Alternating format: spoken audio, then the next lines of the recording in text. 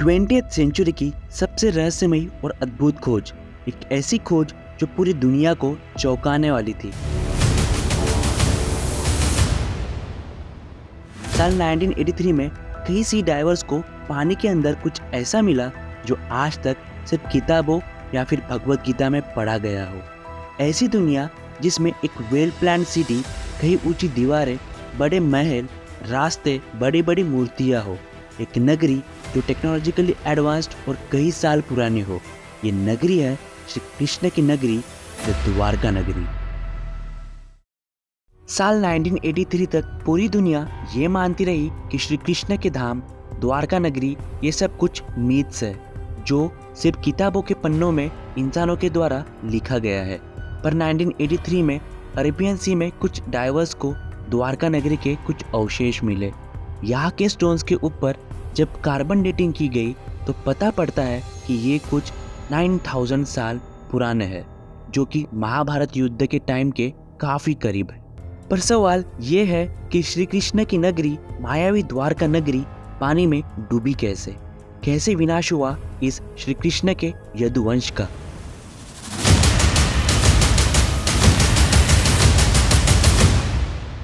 मथुरा में जब श्री कृष्ण ने अपने मामा यानी राजा कंस का वध किया तो उसी का बदला लेने राजा कंस के ससुर यानी राजा जरासंध मथुरा पर बार बार इन्वेजन करता रहा।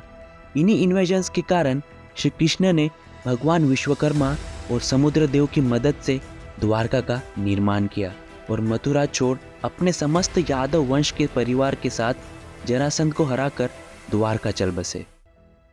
द्वारका नगरी को एक मायावी नगरी से जानते हैं, जहां वेल प्लान सिटी थी जो आज के मुकाबले काफ़ी एडवांस थी।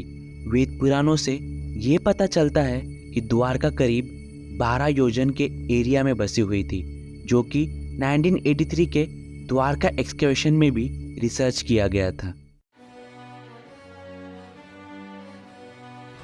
कहते हैं महाभारत का युद्ध 18 दिन चला था और ये महाभारत का युद्ध श्री कृष्ण ने खुद रचाया था। इस महायुद्ध में पांडवों की जीत के साथ कौरवास की हार हुई थी और जब रानी गंधारी ने अपने पुत्रों के डेड बॉडी को देखी थी तभी श्री कृष्ण को एक श्राप दिया था कि ठीक 36 साल बाद ऐसे ही युद्ध के कारण पूरे द्वारका और श्री कृष्ण के वंश का विनाश होगा। बड़ा धर्म तुमने किया है वासुदेव। तुमने वास्तव में दंड के अधिकारी तुम हो। मैं महातपस्विनी सुबल कन्या, मैं महायोगिनी धृतराष्ट्र पत्नी आज तुम्हें श्राप देती हूँ। नहीं गांधारी, नहीं राजमाता। हाँ, श्राप देती हूँ। इस प्रकार तेरे वंश का नाश हुआ है, इसी प्रकार तुम्हारी आंखों के सामने तुम्हारे यादव वंश का नाश होगा।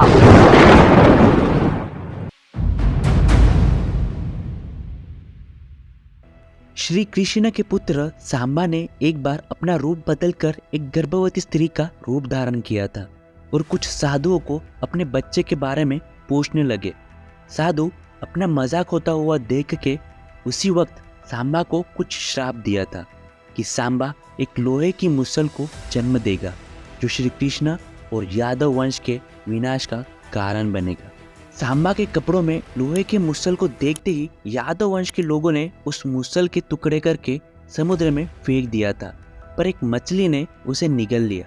ये मछली मछुआरों के जाल में जा फंसी और मछुआरे ने जब देखा तो मछली के अंदर से लोहे का टुकड़ा निकला। एक शिकारी ने उसी टुकड़े का इस्तेमाल अपने जहरीले तीर बनाने में लगाया, लेकिन ये लोहे का टुकड़ा होकर भी यादव वंश के विनाश का कारण कैसे बना था?